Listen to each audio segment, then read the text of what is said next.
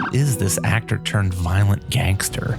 He invented Kung Fu cinema as we know it. He was Bruce Lee's greatest rival, and he was connected to and accused of being responsible for several murders. He was marred by controversy throughout his career, but adored by millions. He was on top of the world as a star, but still connected to a street life that would bring him nothing but trouble. He is Jimmy Wang Yu. Wang Yu's Wang Yu. Jimmy Wang Yu. He was really the first martial art star. He was the first star in the martial art genre, before Bruce Lee, before Jackie Chan. And he was the first person who really pioneered not just hand-to-hand combat films, but also the fact that he was the first one to really combine different martial art styles in his films. On guard. I'll let you try my Wu-Tang style. I'd like to try your Wu-Tang style. In this video, as we always do here in Weird Cinema, we're going to dissect his career in great detail. I've pored over multiple books, had Chinese articles translated into English, and have combed through audio commentaries, interviews, and podcasts to bring you the most complete version of his story.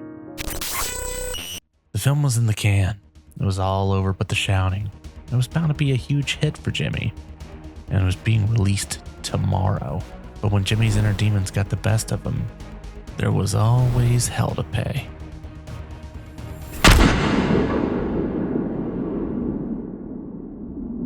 In 1943.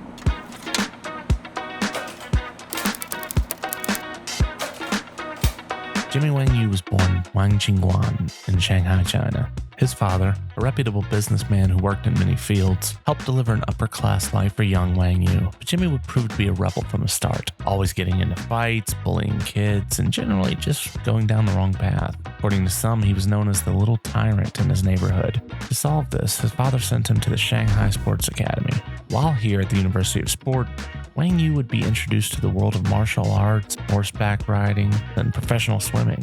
In 1961, politically, China was going through turmoil. The Cultural Revolution was just around the corner, and there became a trend of migration heading south to Hong Kong. His family's opulent belongings were beginning to be confiscated, and so they began to smuggle their own belongings out of the country. Thus began their new life in Hong Kong, with Jimmy continuing his athletic goals. He was around 16 years old. He had never suffered, he had always been provided for, and there is a claim that those from Shanghai at this time had an air of superiority surrounding them. Shanghai was the most prosperous and stylish city in China, and if you made it there, how could it not affect your ego a little bit? To think, a spoiled rich kid from Shanghai would become a gangster-affiliated superstar who all but gave Jackie Chan his career.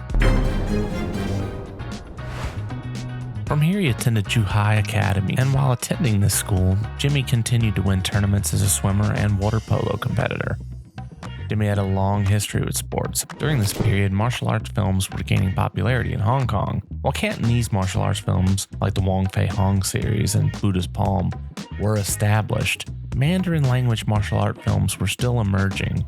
The Hong Kong film industry, particularly Shaw Brothers, saw an opportunity to expand into Mandarin-speaking markets across Asia. The troublemaker Wang Yu, however, was busy with school. During a game of water polo, he ended up getting into an altercation with a rival player. The two got into a fight and Jimmy was kicked off the water polo team for the remainder of the year. Jimmy was a restless young man with boundless energy and no productive outlet for it. Shaw Brothers began advertising for Mandarin-speaking male actors with athletic abilities. Wang Yu, encouraged by a friend, applied for the position. He literally had nothing else to do. No sports, no fun. Why not acting? His martial arts background, multilingual abilities, speaking Mandarin, Cantonese, and Shanghainese, and athletic physique helped him stand out among an outrageous number of applicants. Some say 1,500 prospects, some say 3,000. I've even heard Jimmy say 4,000 before, but regardless, he was among the few chosen, and he was subsequently hired by Shaw Brothers in 1963. Jimmy, again, came from a wealthy family, and it showed during those early days at Shaw's studio. It is said that he drove a sports car to the studio every day, and his gas expenses were higher than the paycheck he was receiving. In the October of 1965 issue of Southern Screen, the official Shaw Brothers studio magazine, there was an article titled Shaw Launches Action Era, where they talked about the current state of Chinese cinema as being stagey and how a new series of films would bring in higher levels of realism. Grady Hendrix states that it was Raymond Chow who was pushing Run Run Shaw to create this new action era. and it was this move that would signal a drastic change for the entire industry. It was indeed the birth of what we understand as Kung Fu cinema. Let's take a moment to look at this influential figure, Raymond Chow, the man who helped deliver Bruce Lee to the world, and who would soon be encouraging the flames of anger between Wang Yu and Bruce. Big boss, Raymond Chow. After graduating from Shanghai's St. John's University with a journalism degree in 1949, Chow faced an unexpected turn of events. That same year, Chairman Mao and the Communist Party took control of China. Sensing that newspapers had little future under communist rule, Chow followed the path of many others and fled to Hong Kong. Though he initially found work as a junior reporter, putting his degree to use, the pay wasn't enough to survive. He took on multiple part-time jobs, reportedly as many as 7. In 1958, he made a drastic career change: movie marketing. More specifically, he became the head of publicity for Shaw Brothers. After having been hired for around 2 months, though, according to Matthew Polly, he told Run Run Shaw that his movies were an inferior product and he couldn't sell them. Recognizing the guts it took to tell the owner of the company this, Run Run reportedly told him, "You think you can do a better job? I'll make you head of production." The decision turned out to be a good one. With Leonard Ho as his partner, Chow made shrewd choices like approving the Chinese boxer, which we will get to shortly. He also pushed him to hire a young director named Chang Che, who was fleeing the mainland and was about to embark on his own legendary career. Chang Che would soon be considered Wang Yu's mentor and perhaps the most successful kung fu director of all time. Back to the studios. The films that would prove to be most successful from the new wave of color wuxia films, the new action era, whatever you might call it, would probably be The One-Armed Swordsman from 1967 and Come Drink With Me from 1966. The One-Armed Swordsman would be the 7th feature of this new wave and would be the one to breathe life into the movement. Previous to this line of films, wuxia was an enlightened genre with gentlemen, scholars, refined women, and the occasional musical number. If you aren't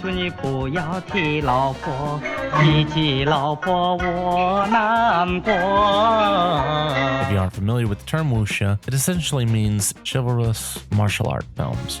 After the eventual change in martial arts cinema, wuxia in the West often became shorthand for movies where swordsmen flew in the air and had delicate fights with one another. At this point in time, women were the main stars in the Shaw studio system, and men were supporting acts. This new wave of films, especially those pioneered by Jimmy Wang Yu and Chang Che, were a man's man brand of wuxia. Men and women alike were looking for change, and they were ready for this. To start with Jimmy Wang Yu's filmography, there's a little bit of controversy. As explained in the very detailed video by Martial Archives of Asian Film, linked in the show description and on your screen now, it seems like this first film to feature Wang Yu and Chang Che, a movie called Tiger Boy, has essentially become lost media at this point. According to a translation of Chang Che's memoir, which I found on the internet, and I don't have this memoir because finding it on eBay is harder than a woodpecker's lips, apparently Chang Che stated, "My 4th film was Tiger Boy, which the studio assigned to me as an experimental work. The conditions of filming were appalling. Although color films had since become everyday, Tiger Boy was still shot in black and white, and the crew was banished to the grounds outside the studio lot. Ironically, it was the first film I displayed my personal style to the full." It was Chang Che's 4th film at this point that he received a directorial credit, but he was still very new to the studio, as was Wang Yu, who was new to all facets of movie making. However, in trying to pay his dues and win over his co-workers, it is stated that Jimmy treated Chang Che and the cast generously on set, often paying for expensive drinks and cigarettes. The film at this point has not been released for home audiences. Going by Marshall's timeline, based off of Southern Screen magazines, it would seem that Tiger Boy would have been the first picture shot by Jimmy, but the movie was shelved immediately afterward. It would take Jimmy finding success in other films before the movie would be fully released in 1966. So more often than not, Temple of the Red Lotus is listed as Jimmy's first film, despite Tiger Boy being completed and shelved several months earlier. Although not directed by Chang Che, he helped oversee the production.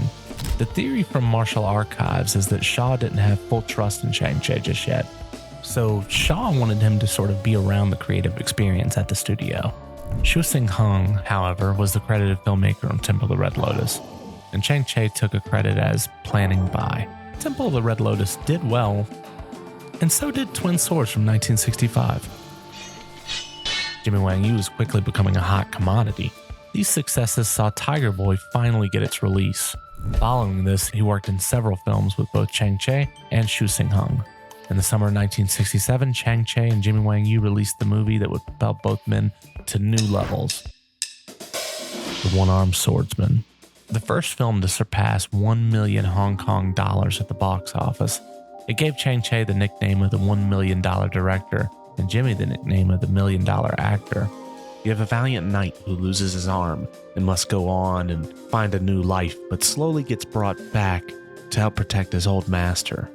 But the losing of the arm creates a whole new gimmick for the martial arts movie. Later, you would see this come back in movies like Crippled Masters, Crippled Avengers. Like I promised you, I got you Iron Hands. It took quite a while, but I think this pair is good. But you can also see ripples of this in Five Deadly Venoms. I mean, pretty much all of the Venom films, movies based around a gimmick. I mean, what is that? A gimmick. It could mean anything. It could be a fighting style. It could be loss of an appendage.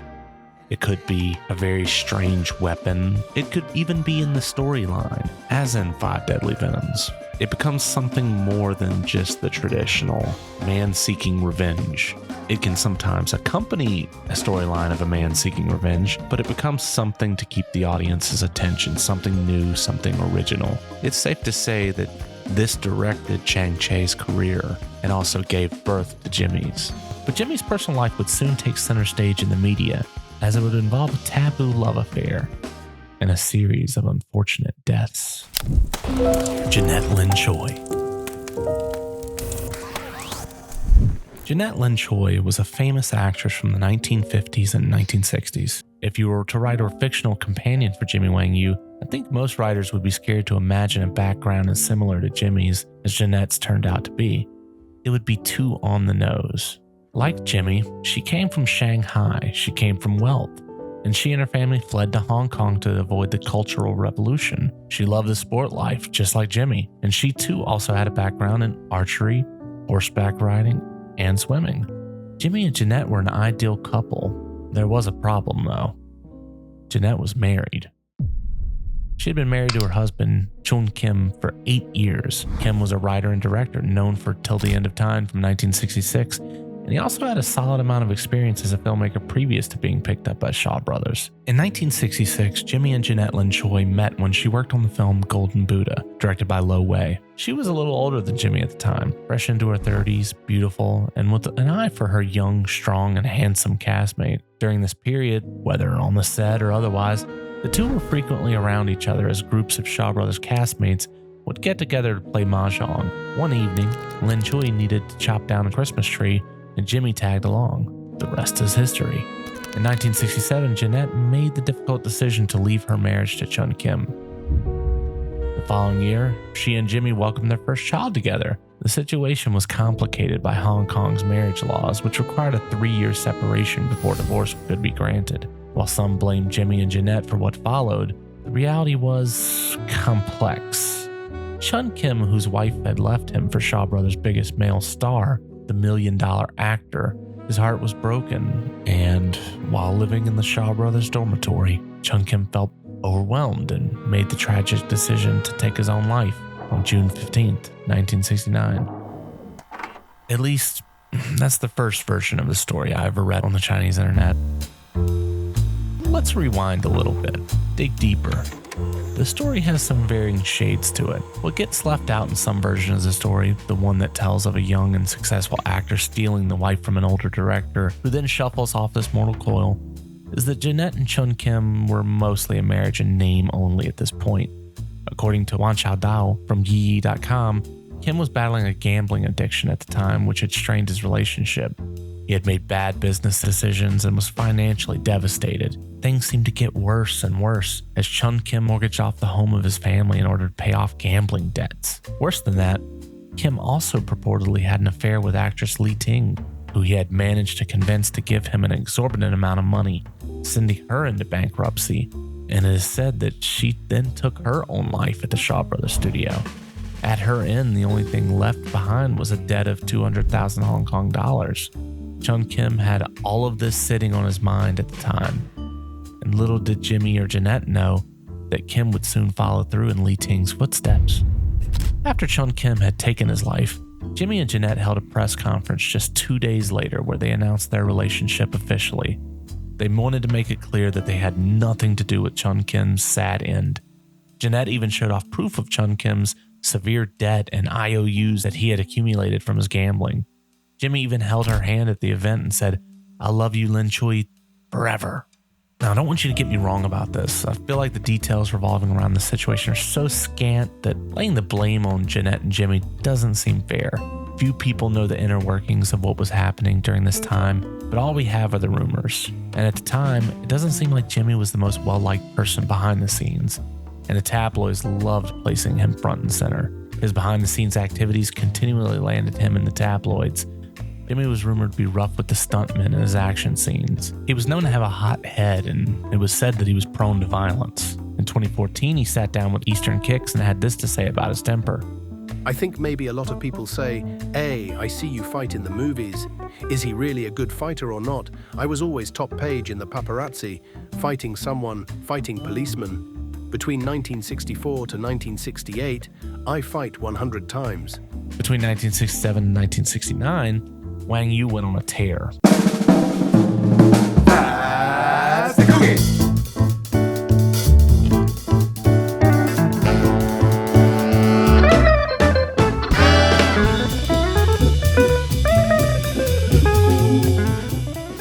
He followed up One-Armed Swordsman with The Assassin in 1967, Golden Swallow 1968, Sword of Swords 1968, Return of the One-Armed Swordsman 1969.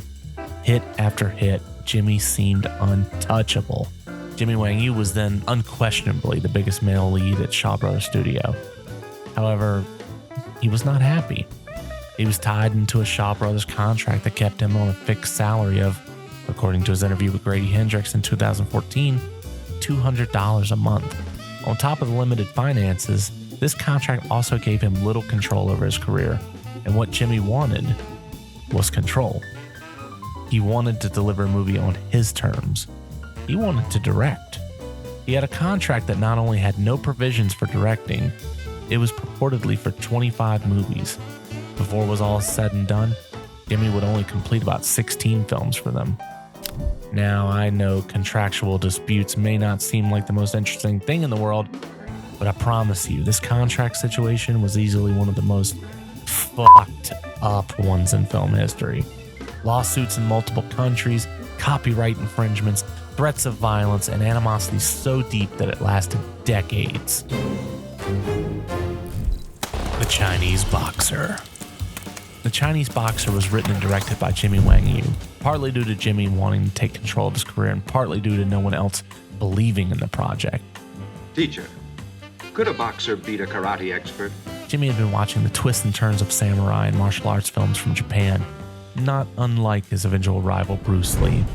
And Jimmy was taking note of how films such as Senshiro Sagata had been playing judo against karate and judo against Western boxing. He said, "If you can make a film about judo against karate, why couldn't I make a film about Chinese iron fist against karate?"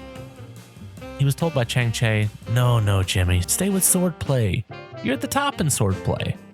Later, Jimmy would say, when referring to Run Run Shaw, he had no confidence in me. With Shaw refusing the project, Jimmy turned to Raymond Chow. "I showed the script to Mr. Raymond Chow," Jimmy would later say. "He let me try it. Actually, Mr. Run Run Shaw didn't bother his mind about it." The legend goes that Run Run was refusing to make the film, feeling it was a waste of talent and resources, until Jimmy pushed his weight around and threatened to quit the studio, which finally saw Shaw relent. Remember, at this time, Jimmy had no power to request to direct and write his own film. These things were not part of his contract, but ultimately Jimmy pushed for what he wanted. Jimmy then delivered a movie that was sharp visually, featured empty-handed martial arts fighting, unlike anything that came before it, and added a level of gimmickry to martial arts cinema that would change the landscape. Despite anything anyone says about Jimmy and his behind-the-scenes attitude, he was incredibly forward-thinking, and we all owe him a debt of gratitude for the shift in Hong Kong cinema that he provided. Plus, if you haven't seen it, The Chinese Boxer is fucking awesome. The story focuses on Wang Yu playing the prodigal student to a brilliant kung fu master who has had issues with a certain judoka in the past. And when he returns to trounce the master's students, he gets sent packing by Wang Yu's master. Despite the beating, he promises to gather a set of karate masters to come take revenge. Enter Lo Li. In the film, he plays a karate champion with supernatural level powers who kills half the school and sends the rest running. Unfortunately, the master too falls to this karate expert. Wang Yu goes into hiding, but eventually remembers the secret to defeating Japanese karate: Chinese Iron Fist technique. Thus begins an arduous year of training, followed by the inevitable revenge for the Chinese people. When the movie was released, it was massive. 2 million Hong Kong dollars this time. However, Jimmy is still under this Shaw contract, and that means he's on a fixed income and not receiving any of the benefits of his success. In 2014, Jimmy told Grady Hendrix in an interview that during this period, he was still living with his parents despite literally being the biggest male star in Hong Kong. Around this time, Shaw Brothers were planning a major shifting of focus to television. Raymond Chow had a different vision. Shaw was thinking of cutting down the operations and using half of the manpower and capital go into television, says Raymond. I didn't quite agree with that. Also around this time, Mona Fong, Run Run Shaw's then mistress, became an executive at Shaw Brothers.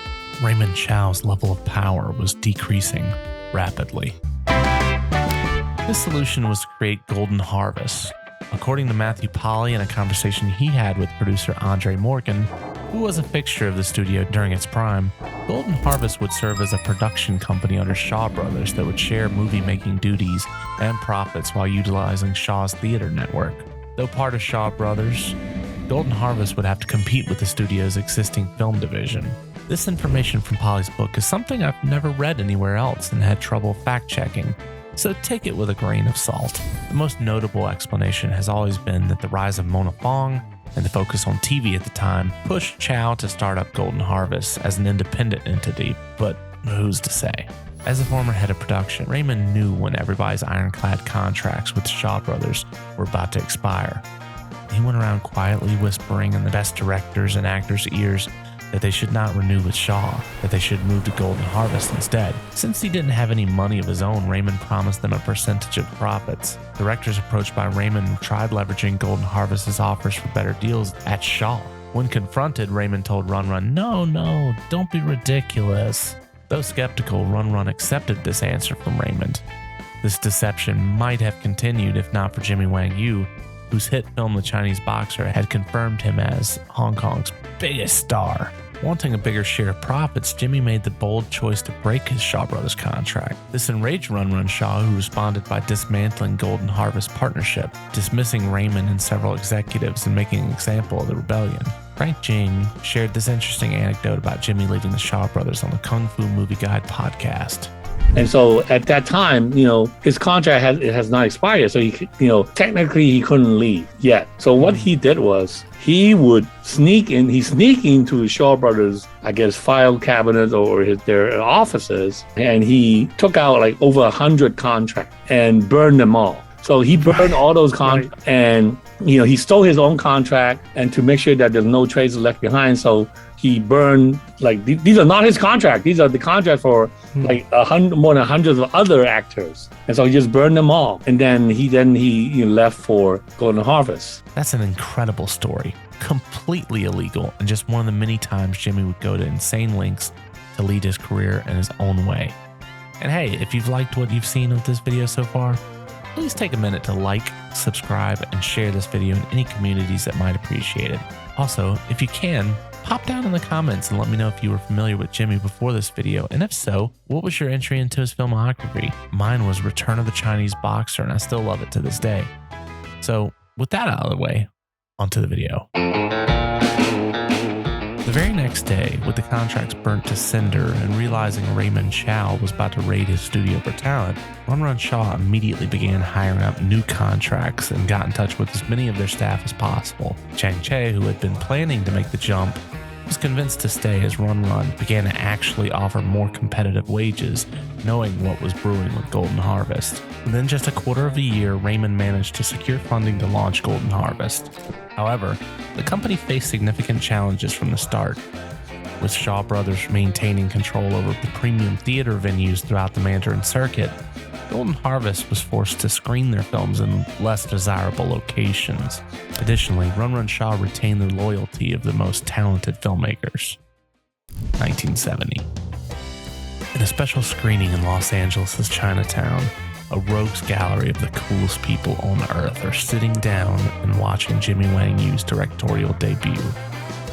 Kareem Abdul-Jabbar, Steve McQueen, and Bruce Lee. They are all in attendance. Bruce Lee has had a festering jealousy of his good friend Steve McQueen's domination over Hollywood. He's dead. Okay. He died last night. After you moved him? Before. But now he sees something else. A new opportunity, a new life, a new chance. He sees his destiny. According to Matthew Polly, author of Bruce Lee: A Life, Victor Lam, a lesser-known Chinese film producer, also attended the screening and was quoted as saying, "Watching Wang Yu, Bruce learned how to show off his technique on film." Very debatable how true that statement is, but when you watch the sequences in the film where Wang Yu faces off with a little army of Japanese fighters who he dispatches up with one or two punches, it's not as outlandish as it may seem. And this likely also pushed Lee even more to return to Hong Kong in order to take part in this new renaissance that would display everything that had made him special. These two would soon have back and forth battles in the press, but for now, Jimmy was about to go to war with Run Run Shaw, and then discover the freedom of independent cinema. Exiting Shaw Brothers.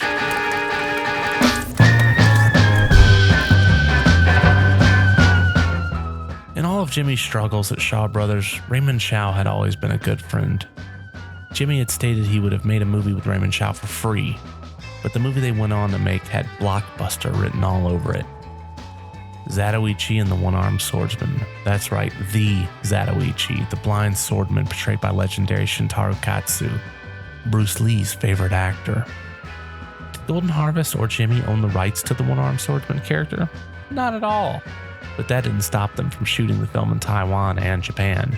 During this time, Run Run Shaw wasn't willing to take this sitting down and fired off a series of lawsuits, all seemingly directed at Wang Yu's breach of contract. His first was based in Taiwan, one part of the filming locations for the movie.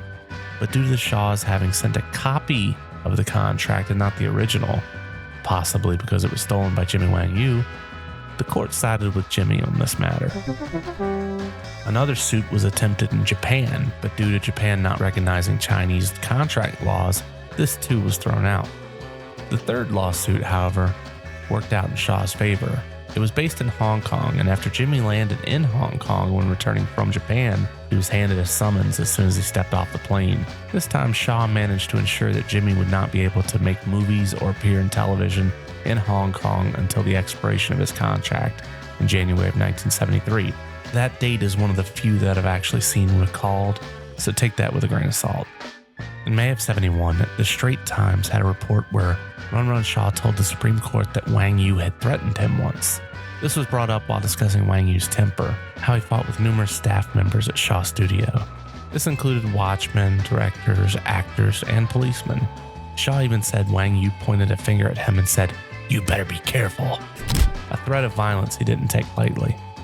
This supposedly led to Shaw calling the police at the time. So after all of this, somehow, we still ended up with this movie that so flagrantly broke copyright laws. And indeed, Shaw Brothers would see Golden Harvest in court behind this after the movie's release, and Golden Harvest was nearly bled dry behind this whole ordeal. Discussing the film though, legend has it that there were two versions of the ending, one that showed in Japan that had the One-Armed Swordsman being defeated, and one for Chinese audience that had Zatoichi being defeated. This ending was supposedly shot in Taiwan with Jimmy and a Zatoichi look-alike doing battle. This footage was then inserted into the film. Jimmy has said this ending does exist, but so far all releases available now only have the ending with Zatoichi standing tall in the end. Having breached contract and not being able to work in the Hong Kong movie industry, Jimmy packed up and moved permanently to Taiwan.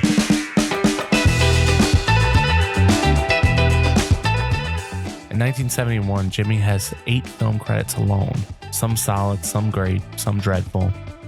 It seems Jimmy wanted to capitalize on his name and actually start making what he felt he deserved, now that he wasn't held back by his stipend from Shaw. In the midst of all this, being ostracized from Hong Kong, working himself to death on the independents, Jimmy demonstrated one core trait of his personality that would stay with him forever: his unwavering loyalty. According to CoolAssCinema.com, in 1971, Chang Cheh was in Singapore on a short vacation, along with the other members of the Iron Triangle, David Chang, T. Lung, and some others. Incidentally, Jimmy was in Singapore at the same time. Wang Yu invited the man he considered his mentor to join him for a meal at a food stall. Chang Cheh said in an interview, "If Wang Yu wants to see me, he can come to me. I don't need to go to him. I taught him everything he knows." However, despite this, it's difficult to find an interview where Jimmy calls Chang Cheh anything other than teacher or some other glowing attribute. While Jimmy remained loyal to those who helped lead him, he was still very competitive.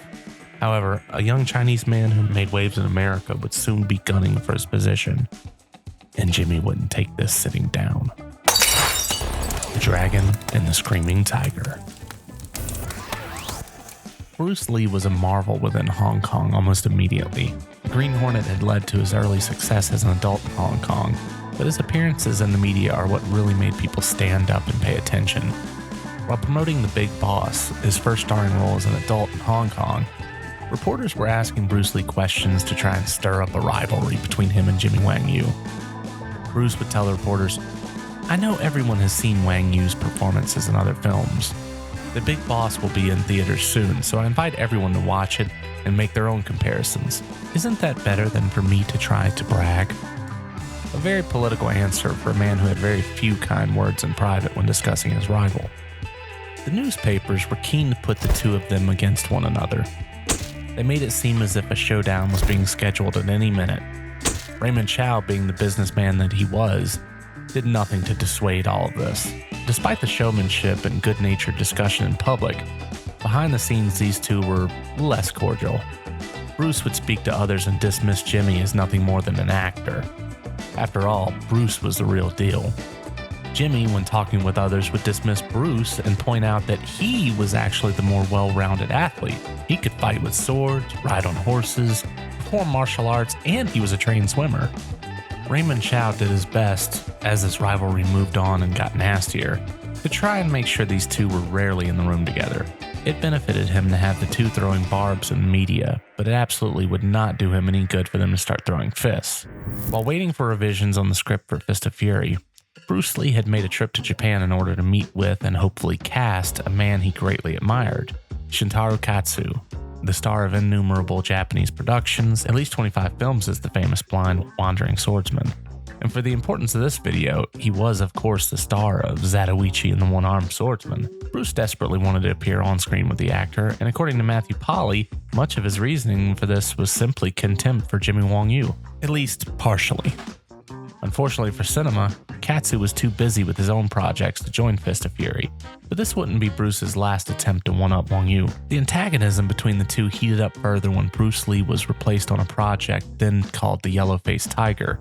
Bruce Lee really didn't want to work with director Lo Wei again, but was feeling pressure to do so after the two had such success with The Big Boss and Fist of Fury. After some rather silly back and forth between the two, a period that saw Bruce asking for vague rewrites of the script, something he did as he was buying time and not really wanting to break things off with Lo Wei too suddenly, Wang Yu was ultimately chosen as his replacement on the project while Bruce geared up to star in and direct Way of the Dragon. Bruce felt that hiring Wang Yu was sort of a behind-the-scenes slap in the face.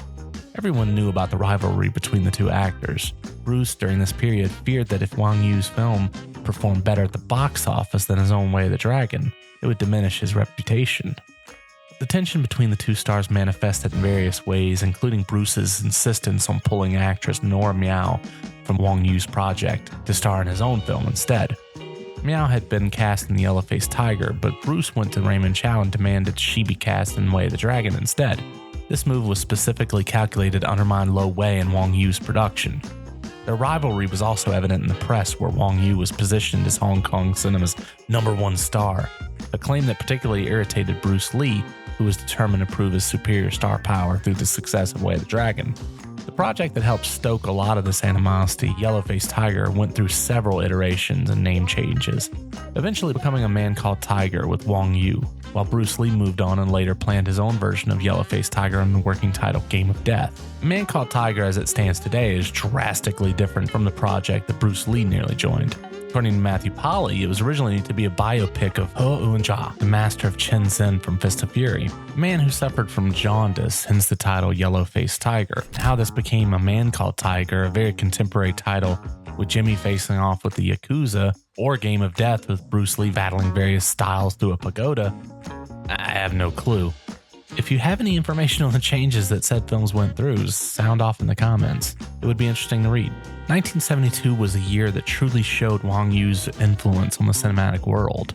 Fist of Fury, aka The Chinese Connection, was released in March. While obviously Bruce Lee's classic is a work entirely all to itself, the anti-Japanese sentiment, the grounded, empty-hand martial arts, and the brutality of the fighting definitely evokes a changing atmosphere that was inspired by the Chinese boxer. 16 months before that, King Boxer, aka Five Fingers of Death, was released in April. A Shaw production, it for sure was in debt to Wang Yu's classic. That same year, Jimmy clapped back with The One-Armed Boxer. While some of the independents he had worked on felt nothing like Jimmy Wang Yu at his peak, One-Armed Boxer was an absolute return to form. He had apparently been working on it since 1971, according to Brian Bankston, and had made connections with several martial arts masters to be in the film, representing their martial arts style. Combining the One-Armed Swordsman and the Chinese boxer into one character, one that the Shaw brothers had no ownership of, he took elements of what he was best known for and delivered a martial arts classic. If there was one thing Jimmy was great at, it was delivering on the insane gimmicks that make up the most fun kung fu titles. The varying cartoonish martial arts masters, the prolonged fight sequences that just kind of go on forever. Jimmy was becoming a master of pandering to his audience, and he did it in the best way possible. In 1973, the rivalry with Bruce Lee would seemingly come to an end. The actor had passed away, and Jimmy was the only one left standing. Following Bruce Lee's death, Wang Yu made a comment in poor taste and was quoted as saying, "Bruce Lee was all show and no substance. When I saw his medicine cabinet at home, I understood everything." Wang Yu revealed that there were vitamins, royal jelly, and dozens of medicinal materials in Bruce Lee's medicine cabinet, intending to expose that Bruce Lee relied on drugs to keep fit and did not practice martial arts the right way. With Bruce Lee gone, you'd think the world would be Wang Yu's once again, but unfortunately those days seem to have been long past for Jimmy. A change of seasons. During this era, Wang Yu's filmography was a bit hit or miss. One-Armed Boxer did fantastic business and was a critical success, but he followed it up with a number of films that never lit the world on fire. In 1973, though, there were at least two interesting pieces of work. Each of the war gods had to see Wang Yu as a kid in a candy shop. One thing he and Bruce Lee had in common was their love for samurai films, and here Jimmy got to essentially make a Chambara film shot in Taiwan. Shades of Yojimbo and Seven Samurai decorate this ensemble effort that still manages to have the wonderful gimmickry that makes up Wang Yu's work. Oh, and it also has a very subtle and nuanced take on Chinese and Japanese international relations. Come on, kill the Jack! Also from the same year came Wang Yu, King of Boxers, aka The Screaming Tiger. I'm pretty sure every 10-pack or 50-pack of kung fu movies ever released on DVD was required by law to feature this movie, thus ensuring that I have half a dozen ratty VHS dupes of this movie lying around. But there's a reason for that. While I assume the rights were lost to the movie somewhere along the way, it stands out as a really fun piece of work that has one of the most insane and prolonged fight sequences to ever end an independent kung fu movie. For Jimmy's filmography, that's saying something.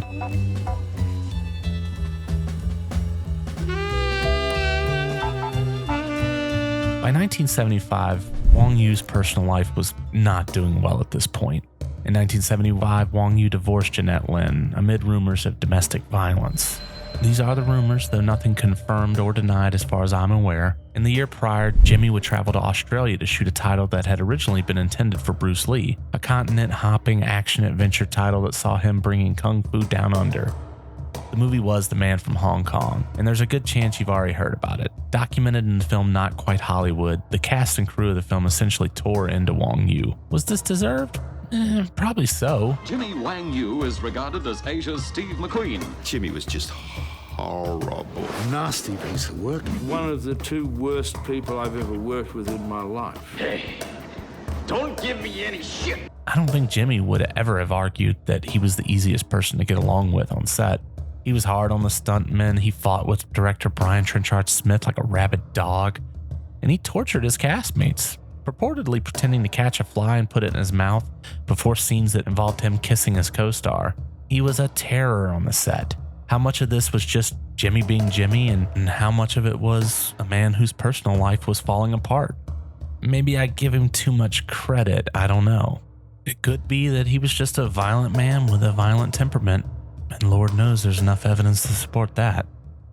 But what is obvious is that the next section of Jimmy's life would be marred by run-ins with the law and extreme violence that one simply doesn't associate with an actor.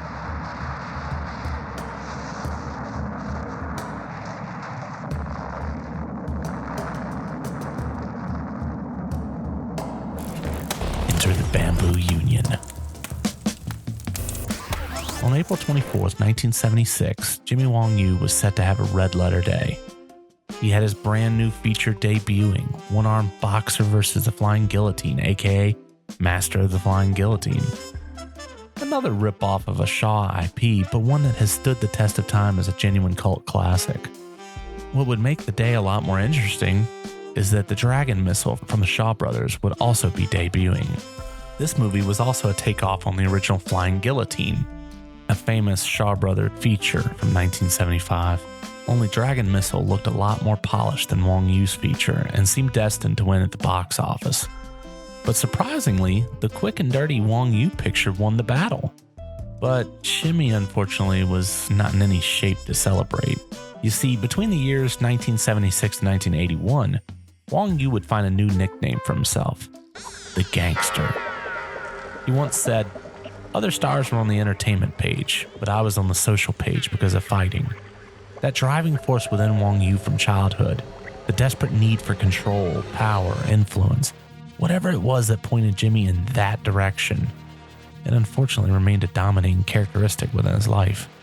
The Bamboo Union were and are a triad organization largely formed in Taiwan, made up of a high percentage of mainland Chinese, with clear political motivations. Although to this day they represent themselves as being more straight-laced and business-motivated, they have been known to be involved in drug trafficking and murder.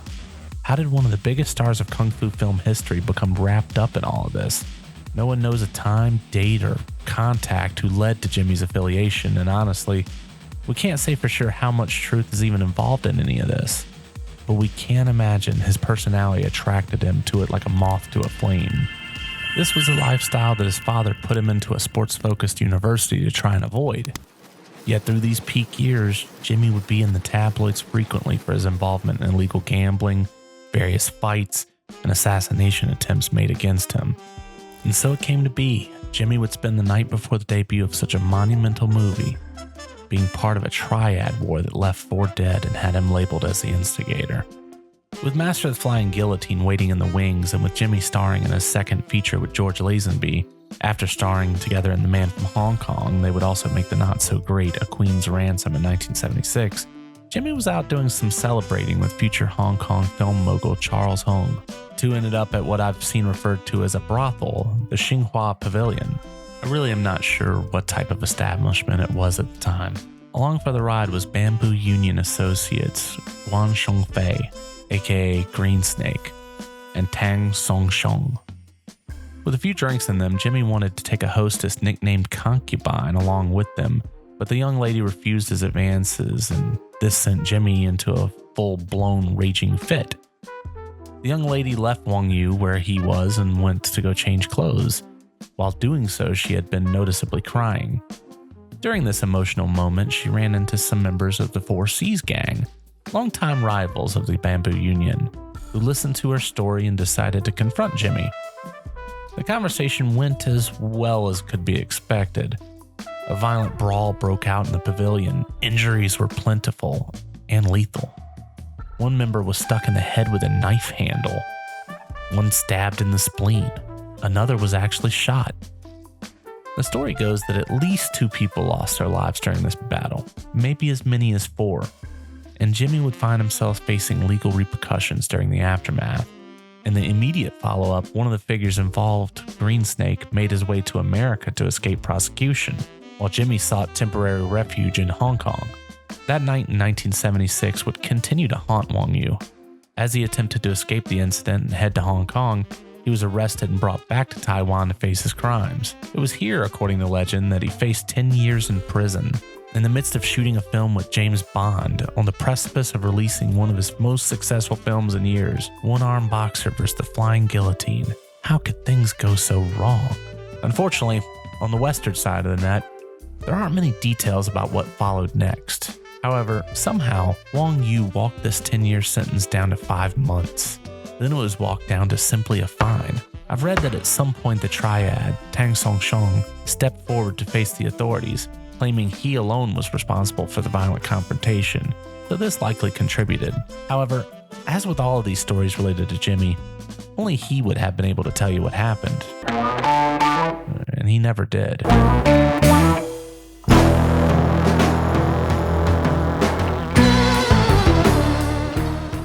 The dust eventually settled, and Jimmy made his way back to Taiwan, where he reportedly took a significant step in his underworld career by becoming an official member of the Bamboo Union Gang.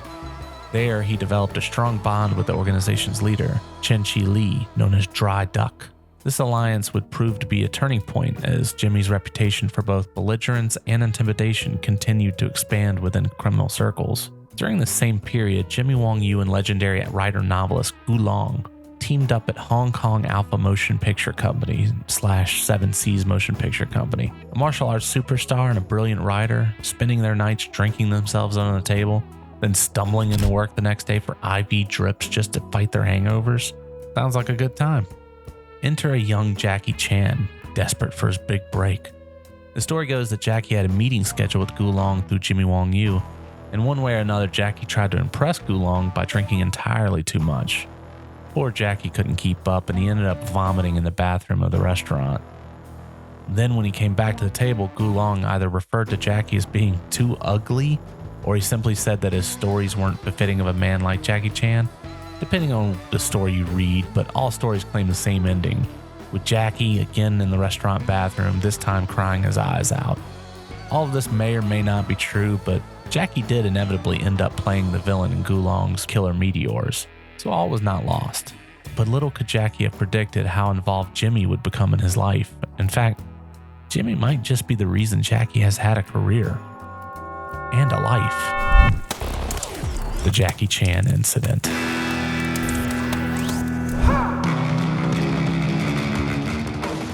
Using his connections with director Lo Wei, Jimmy helped Jackie land that role in Killer Meteors. Jackie was under an authoritative contract with Mr. Lo Wei. As a reminder, this is the filmmaker known for directing Bruce Lee's first 2 big action films. He was still coasting on the fumes of that notoriety during this period. Though Killer Meteors didn't make Jackie a star, its disappointing box office led Lo Wei to losing further confidence in Jackie, which allowed him to be loaned out in 1978 to director Yuen Ping for 2 little independent films. These 2 little indies came about because legendary producer and director Ng Se-yoon came to Jackie and asked him, "What kind of movie would you like to make?"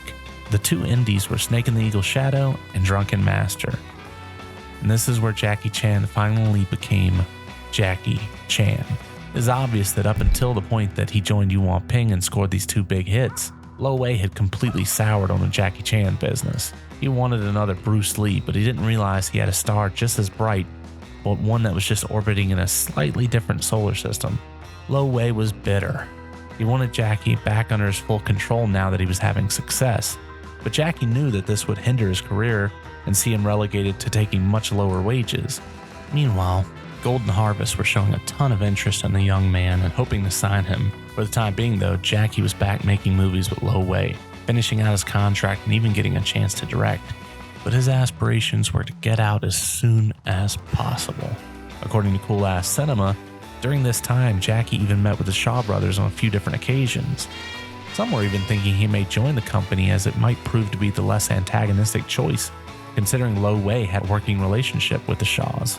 During all of this, Mona Fong was apparently questioned about this triangular relationship between Shaw Studios, Lo Wei, and Golden Harvest. Our company has many basic actors. Shaw Brothers have never desired to push actors to break their contracts to make films here. Jackie Chan is the basic actor of Lo Wei's company, so if one day he does make films for us, you will have to obtain the approval of his boss, Lo Wei. After Drunken Master, Jackie made his directorial debut and it proved to be a box office hit for Lo Wei, that movie being Fearless Hyena.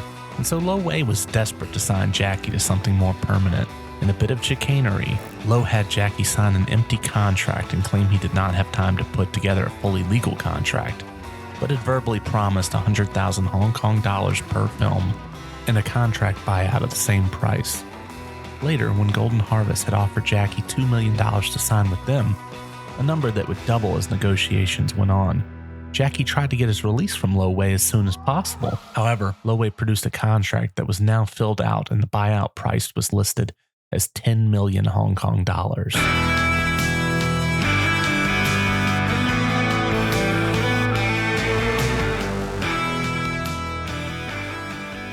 This created a serious rift between Jackie and Lo, which saw Jackie and his manager Willie procure documents that proved that Lo Wei changed the agreement behind their backs.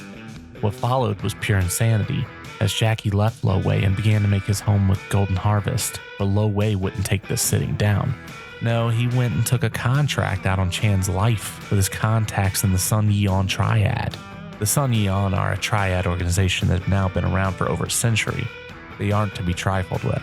Some have said that Lo Wei was a distinguished member of the Sun Yee-on, but I haven't found a good source for that exactly. Again, Cool Ass Cinema has an excellent quote from the Shaw Brothers director Chang Che during this time about the whole incident. During these negotiations, Jackie Chan has been in talks with Golden Harvest 90% of the time. It is more likely he will sign with them. I don't think Shaw will be able to sign him. This whole thing is a replica of the Bruce Lee incident when he came to Shaw the second time to get more money out of Chow to make him stay. Raymond Chow will double Chan's price and will make films for Golden Harvest. Chan is the only one who wins in this. I can see clearly how this matter between Run Run Shaw and Raymond Chow is going. The only one that is unclear to me is Lo Wei. He is an impulsive man, so I don't know how he's going to handle this. Honestly, Chang Che was right on just about all counts. Lo Wei himself was quoted as saying, "It's impossible for Jackie Chan to make movies for Golden Harvest. He works for me. If Chan doesn't take the advice being given to him, I will seek the support of the Shaw Brothers and file a lawsuit for breach of contract." How the rest of this story plays out is dubious and has been told in numerous ways in numerous different mediums. Everyone tells the story a different way. I've read that Lo Wei indeed ordered for Jackie to be killed. I've read that Lo Wei sent a group of Sun Yee-on Triads to assault Jackie. But in the prelude to battle, like noble knights unwilling to assault an unarmed combatant, the Triads allowed Jackie to call forth Sammo Hung and then Jimmy Wang Yu, as if they were dinosaurs, so that the three of them could face the Triads in trial by combat. However, I'll take Jackie Chan's retelling from his book, I Am Jackie Chan, as one of the closest sources to the story. Funny though, in Jackie's second book, Never Grow Up, he basically glosses over the whole story and leaves it out for the most part. In Jackie's first book, he states that he was essentially dead set to break his contract, sign with Golden Harvest, and be done with Lo Wei Motion Picture Company.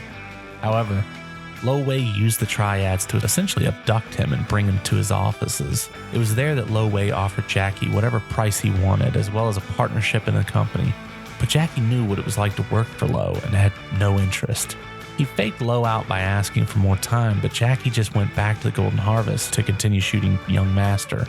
According to Chan, Golden Harvest offered to buy out Jackie's contract, but the Sun Yee-on Triads had introduced themselves into the situation, and this caused things to become more complicated. To solve the dispute, they needed someone familiar with the Triads. Enter Jimmy Wang Yu. Notably, while discussing the situation with his manager at the time, the book quotes his manager as saying, "Jimmy's going to try to broker a peace agreement between the Sun Yee-on, that's the Triad group we're dealing with, Lo Wei, and Golden Harvest. If he succeeds, we're off the hook. If he fails, it doesn't really matter because you won't be around to find out." It's a decidedly cold-blooded line, but in actuality, the plan was to get Jackie to Hollywood if everything went south, far from the grips of the local Triads. Thankfully, Jimmy presented strength and ultimately saved the day for young Jackie. In return, he asked Jackie to star in a few projects for him, movies such as Island on Fire. Mo triads, mo problems. By 1980, relations between Wang Yu and the 4C's gang deteriorated further when the actor dropped a fortune gambling at one of their casinos. The leader of the 4Cs offered for Wang Yu to take part in a casino show, presumably some sort of live production, but Wang Yu denied the publicity event and the gang responded with multiple threats targeting Jimmy's family, igniting a bitter rivalry. The violence between Wang Yu and the 4C's gang reached its peak on January 10, 1981. Jimmy was hosting a banquet at Taiwan's Tianchu restaurant. In broad daylight, 5 4C's members ambushed Wang Yu, inflicting 7 stab wounds. Though critically wounded and needing further health care, Wang Yu refused to stay in the hospital for fear of being finished off, checking himself out after just 8 days. The matter didn't end there. Wang Yu turned to his allies in the Bamboo Union for revenge. By April, they had tracked down Lu Tichu, a leader in the 4C's gang, whom Wang Yu identified as the mastermind behind his attempted murder.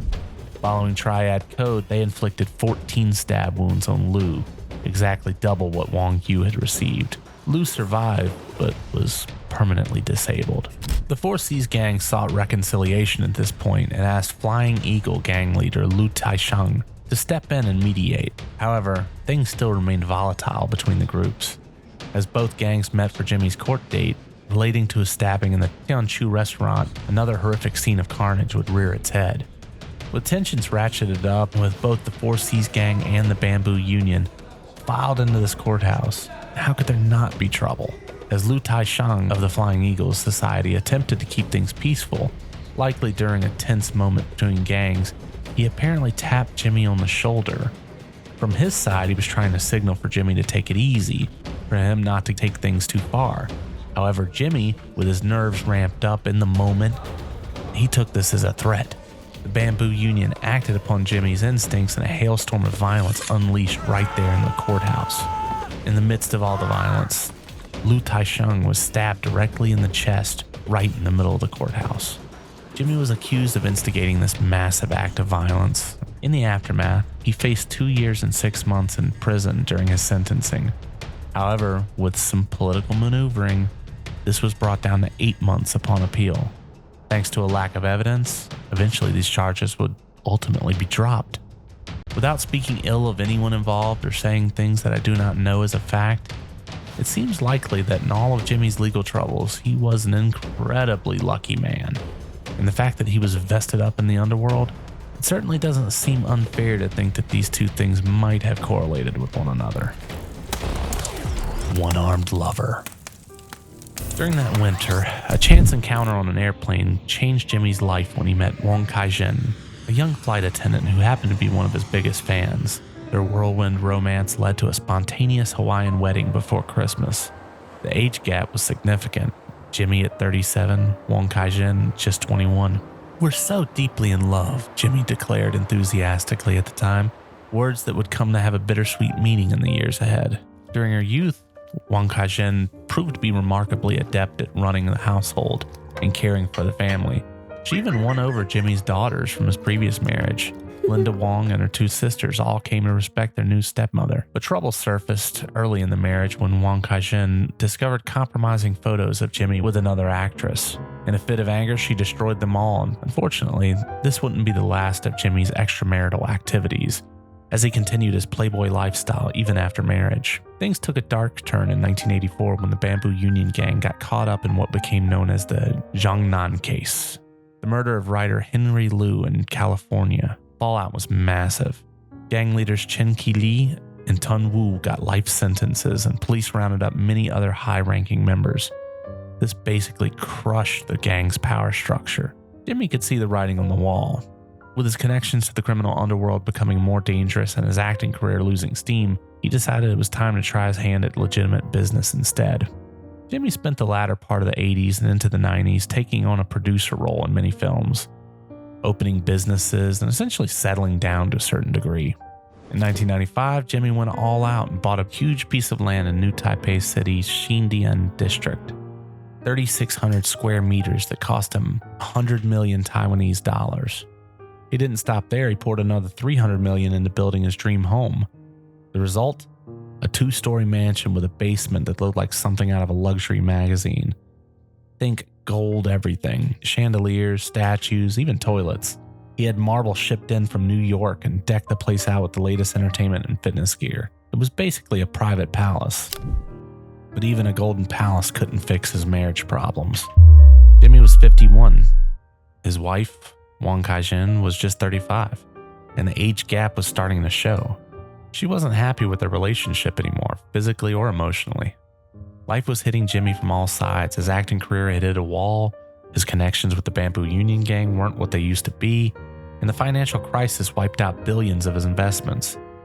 When everything started falling apart, Wang Kaijin decided it was time to leave. It got pretty emotional. Jimmy actually got down on his knees begging her to stay. But things really exploded on Christmas Eve 1999. 55-year-old Jimmy showed up at Wang Kaijin's apartment with cops and reporters, kicked down the door and found her with her new boyfriend. Jimmy wasn't playing things subtly, telling him, "Sleeping with another man's wife comes with a price."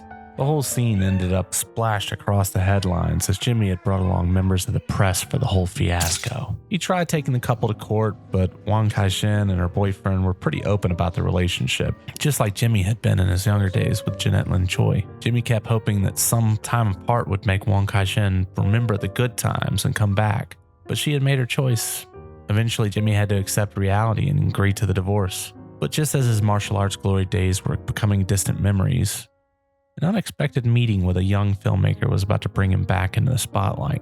In 2011, director Peter Chan, who grew up idolizing Jimmy's movies, gave the 69-year-old legend another shot at stardom in Wuxia, also known as Dragon, from 2011. Playing the intimidating master of the 72 demons, Jimmy showed he still had that special screen presence that made audiences sit up and take notice. The role was a huge hit. Jimmy picked up Best Supporting Actor nominations at both the Golden Horse and Hong Kong Film Awards, but life had other plans. As all of these great things were happening, a stroke left Jimmy partially paralyzed on his left side. However, as with every remarkable feat throughout his long career, somehow Jimmy bounced back. He went through therapy, regained some strength, and starred in The Blood Drop as well as Soul. Even with his physical limitations, Jimmy's performances were outstanding. 2013 was his year to shine. He finally nabbed the Best Actor award at the Taipei Film Festival and got shortlisted for a Golden Horse Award. But it wasn't just his career that was heating up. Jimmy, ever the romantic, fell head over heels for a fan from Hangzhou, despite their 40-year age gap. For 4 months, they were a fixture in the tabloids. Of course, her family wasn't exactly thrilled about the relationship, especially her mom, who was actually younger than Jimmy. The romance didn't last, but Jimmy was living it up. Jimmy eventually appeared to have come to some realizations about his life and his attitude. You need good character to win a Golden Horse Award. Back in my day, I was making headlines for all the wrong reasons. I've had to do some serious soul searching about that.